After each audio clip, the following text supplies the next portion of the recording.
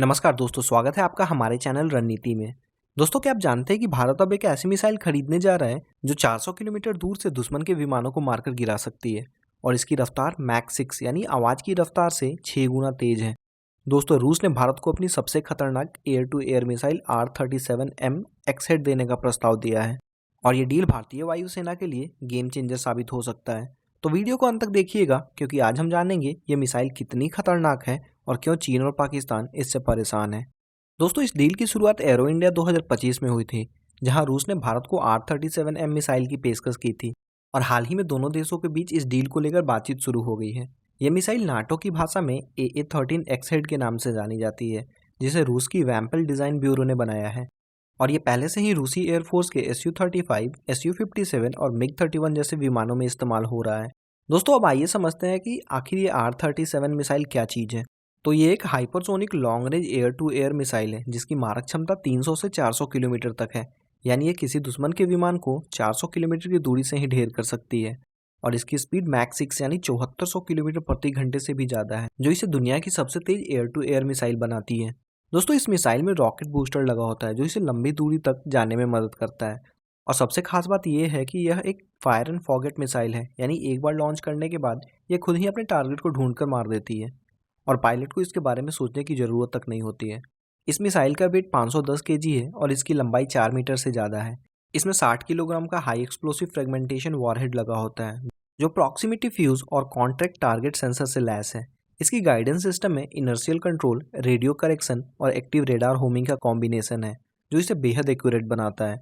अब सवाल यह है कि भारत को इस मिसाइल की ज़रूरत क्यों है। तो दोस्तों, भारतीय वायुसेना के पास फिलहाल Su-30 MKI विमानों में R-77 मिसाइलें लगी हैं। अब चीन के पास PL-15 मिसाइलें हैं जिसकी रेंज 200 किलोमीटर से ज़्यादा है और पाकिस्तान को भी PL-15E मिसाइलें चीन से मिल रही है। इसलिए भारत के लिए R-37M एक गेम चेंजर साबित हो सकती है। इस मिसाइल की खासियत यह है कि यह दुश्मन के अवैक्स, टैंकर एयरक्राफ्ट और दूसरे हाई वैल्यू टारगेट्स को मारकर गिरा सकती है, जो एयर फाइट में बहुत अहम भूमिका निभाते हैं। और सबसे बड़ी बात यह है कि जब Su-30 MKI इस मिसाइल को दागेगा तो वो खुद दुश्मन की रेडार और मिसाइल की रेंज से बाहर रहेगा।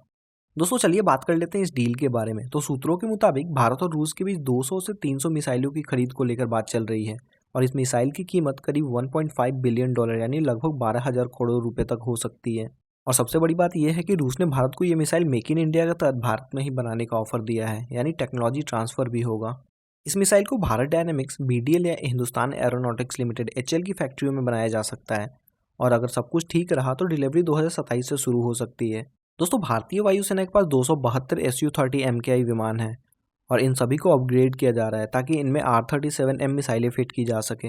R-37M को Su-30 MKI में लगाने के लिए कुछ अपग्रेड करने पड़ेंगे, खासकर रेडार और फायर कंट्रोल सिस्टम में, क्योंकि फिलहाल Su-30 MKI में जो रेडार लगा है उसकी ट्रैकिंग रेंज R-37M की पूरी 400 किलोमीटर रेंज को सपोर्ट नहीं कर पाती है। इसलिए AESA रडार लगाने की ज़रूरत होगी जो अभी Su-30 MKI के अपग्रेडेशन प्लान में शामिल है और इसी के साथ विमान के सॉफ्टवेयर और हार्डवेयर में भी बदलाव किए जाएंगे। अब बात करते हैं इस डील के स्ट्रैटेजिक इम्पैक्ट की। तो दोस्तों, इस मिसाइल से भारतीय वायुसेना को एयर डोमिनेंस अचीव करने में बहुत मदद मिलेगी, खासकर चीन और पाकिस्तान के खिलाफ। पाकिस्तान के पास अमेरिका से मिले F-16 फाइटर जेट्स हैं और चीन से मिले JF-17 थंडर फाइटर जेट्स, जिनमें अब PL-15E मिसाइलें लगने लगी हैं। लेकिन R-37M की 400 किलोमीटर की रेंज इन सभी को पीछे छोड़ देती है और सबसे बड़ी बात यह है कि अगर पाकिस्तान का कोई अवैक्स विमान या रिफ्यूलिंग टैंकर हवा में उड़ रहा है तो भारतीय Su-30 MKI उसे 400 किलोमीटर दूर से ही ढेर कर सकती है। चीन की बात करें तो उसके पास Jet-NC और Jet-20 जैसे स्टेल्थ फाइटर जेट्स हैं और उसमें PL-15 मिसाइलें ऑलरेडी लगी हैं जिसकी रेंज 200 किलोमीटर है। लेकिन R-37M की 400 किलोमीटर की रेंज भारत को चीन के मुकाबले बढ़त दिलाती है, खासकर लद्दाख और अरुणाचल प्रदेश की सीमाओं पर, जहां हवाई निगरानी और डेटरेंस बहुत जरूरी है। यूक्रेन युद्ध में R-37M का इस्तेमाल देखा गया है दोस्तों। अब दोस्तों, ये डील भारत और रूस के बीच डिफेंस संबंधों को और मजबूत बनाएगा।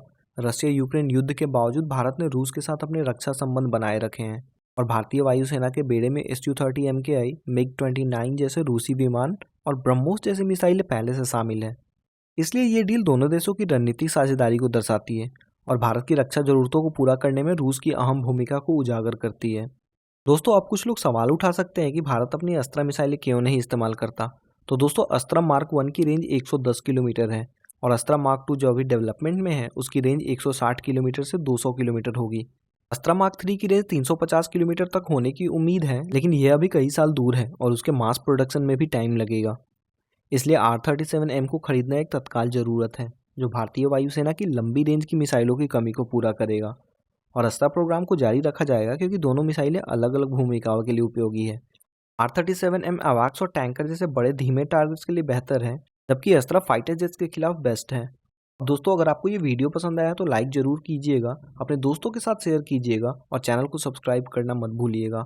और कमेंट में बताइए कि आपको इस डील के बारे में क्या लगता है, और अगर आपके पास कोई सवाल है तो ज़रूर पूछिएगा। मिलते हैं अगली वीडियो में किसी अन्य टॉपिक के साथ, तब तक के लिए जय हिंद।